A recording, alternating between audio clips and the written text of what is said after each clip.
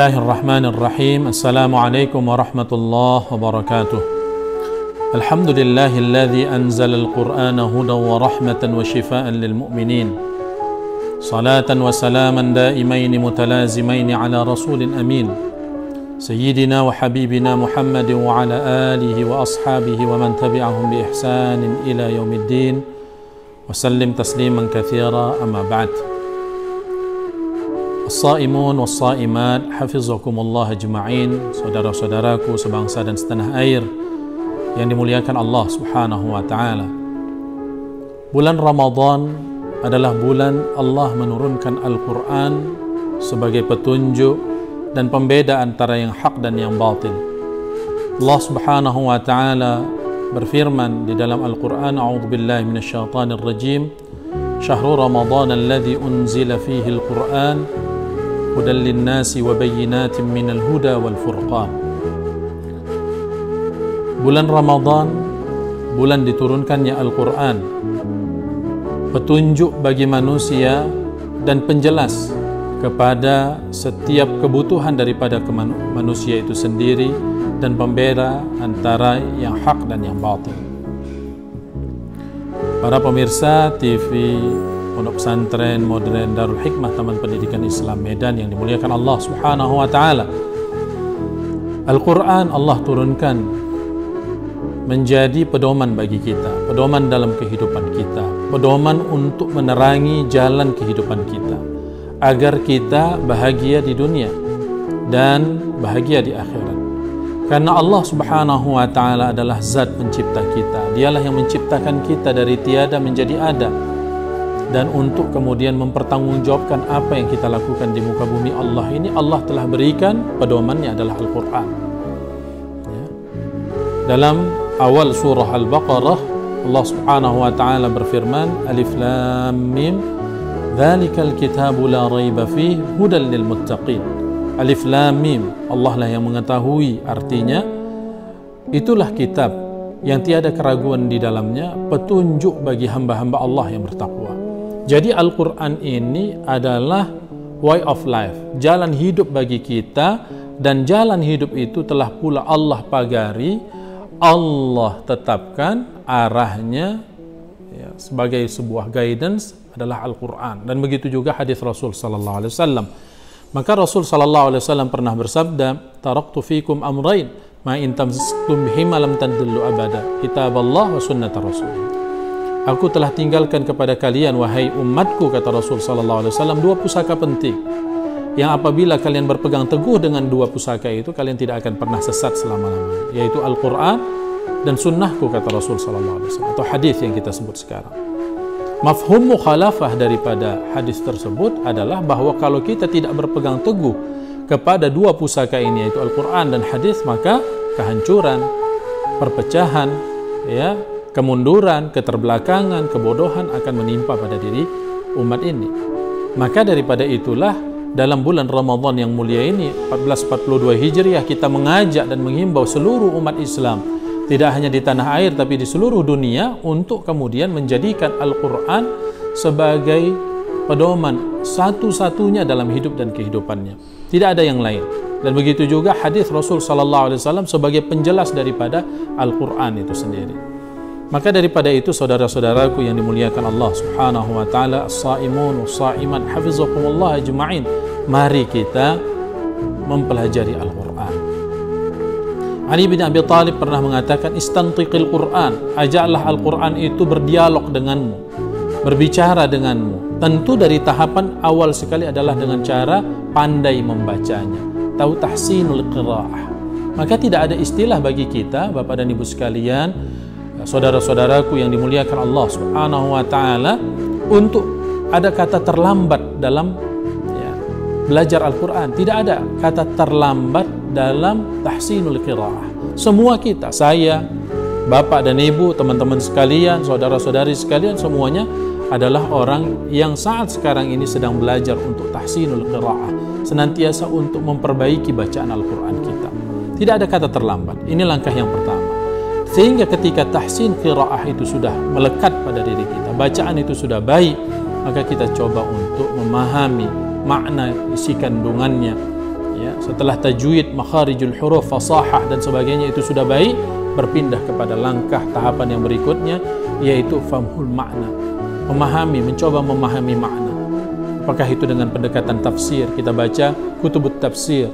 Alhamdulillah bagi kita yang memahami bahasa Arab yang dengan baik, anak-anak santri pondok pesantren baca marajiknya dari kutubut turath, dari tulisan tafsir para ulama-ulama kita yang dahulu ditulis dengan berbahasa Arab. Baca, rujuk langsung kepada itu, karena mereka pasti lebih paham daripada kita saat sekarang ini sekalipun terhadap isi makna dari kandungan Al-Quran, karena mereka lebih dekat masanya dengan Rasul sallallahu alaihi wasallam. Masuklah dalam kategori itu, kita adalah orang-orang yang belajar dan mempelajari Al-Quran. Karena kata Rasul sallallahu alaihi wasallam, khairukum man ta'allama al-Quran wa 'allamah. Sebaik-baik orang di antara kamu adalah orang-orang yang mempelajari Al-Quran dan mengajarkannya. Sehingga dalam tahap yang kedua ini sudah masuk kepada tahap fahmul makna, memahami makna daripada ayat-ayat suci Al-Quran itu, yang di sini fungsi daripada belajar dan mengajar terus kita asuh dan kita asah. Bagaimana kemudian kita mengajarkan walaupun satu ayat, walaupun satu hadis, ya, bagaimana kemudian kepada ya pemahaman dan penjabaran maknanya kepada kehidupan kontemporer kita saat sekarang ini. Bagaimana kita jadikan Al-Quran, makna-makna yang terkandung di dalam Al-Quran itu sebagai sumber inspirasi dalam kehidupan, sebagai sumber solusi dalam kehidupan, sumber kemajuan peradaban. Ini yang kita perlu gali kemudian, dan itu adalah tugas kita semuanya. Ya. Ketika dia berbicara basicnya ilmu kimia, maka merujuklah kepada Al-Quran. Ya. Ketika dia berbicara tentang fisika, maka merujuk kepada Al-Quran. Ketika berbicara tentang biologi, tentang alam semesta, tentang sosial budaya, maka merujuklah kepada Al-Quran dan hadis Rasul sallallahu alaihi wasallam sebagai base-nya, sebagai landasannya, sebagai dasarnya. Sehingga dengan demikian insyaallah biiznillah ini akan menjadi kekuatan yang ketika kita bangun peradaban di atasnya, peradaban Qur'ani, maka kita kokoh menjadikan Al-Quran itu sebagai marja', sebagai tempat rujukan kita. Ini yang kedua. Dan yang ketiga setelah itu, kita mencoba untuk dari hal yang sekecil-kecilnya sampai kepada perkara yang besar, mengimplementasikan nilai-nilai Al-Quran itu dalam kehidupan. Ya, dalam mendidik anak misalnya, kita diajarkan oleh Rasul sallallahu alaihi wasallam untuk apa? Untuk membaca ya azan atau mengumandangkan azan di telinga kanan dan diiqamahkan di telinga kiri. Ini adalah panduan dari Rasul sallallahu alaihi wasallam, di mana Al-Qur'an mengatakan wa ma yantiqu 'anil hawa in huwa illa wahyu yuha. Rasul sallallahu alaihi wasallam itu tidak pernah berkata-kata dengan hawa nafsunya. Ya, seperti Al-Qur'an, tidak ada sedikit pun hawa nafsu di dalamnya, tapi adalah wahyu dari Allah Subhanahu wa taala. Maka ini adalah bimbingan Rasul sallallahu alaihi wasallam. Ini yang kita maksudkan daripada implementasi nilai-nilai Qur'ani dalam kehidupan. Ya, dalam mendidik anak. Ya, tidak membawa yang haram ke rumah sehingga anak dan keturunan kita memakan yang haram, wal'iyadzubillah. Dan begitu juga kita muasyarah kepada istri kita, kepada suami kita, kepada mertua dan orang tua kita, ya, kepada guru-guru kita. Ya, ini dengan cara-cara yang baik.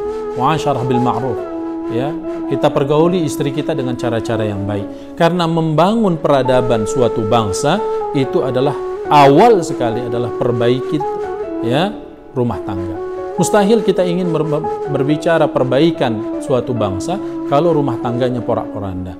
Maka membangun suatu bangsa agar dia memiliki peradaban yang baik dan kokoh adalah berawal daripada perbaikan rumah tangga. Justru karena itulah dakwah Rasul sallallahu alaihi wasallam awal sekali adalah dari satu rumah tangga kepada rumah tangga yang berikutnya. Ya. Maka ketika itu berkumpul di satu rumah yang bernama rumah Darul Arqam, seorang sahabat yang bernama Al-Arqam bin Abil Arqam, sehingga tempat itu kemudian dikenal dengan nama Darul Arqam. Kemudian dalam kita memahami, mengamalkan, mengimplementasikan ini, maka kita berupaya untuk menjadikan ini semua sebagai solusi dalam kehidupan masyarakat kita, ya, menjawab tantangan-tantangan zaman saat sekarang ini. Bagaimana khususnya dalam muamalah, ya, dalam hubungan antar sesama manusia, perubahan zaman ini amat sangat luar biasa. Sekarang ini pendidikan, ya, jual beli, kitabul buyu' banyak terjadi pergeseran. Begitu juga mungkin pada hal-hal yang lain nanti juga akan mungkin terjadi penyesuaian-penyesuaian. Apalagi saat sekarang ini pandemi, ini merubah cara ibadah, merubah kaidah-kaidah fikhiyah di dalam kehidupan kita, yang ini semuanya menyesuaikan kepada kehidupan kita. Tentunya al-Islam salihun, atau syariatul Islam, lebih tepatnya syariatul Islam salihun likulli zaman wa makan.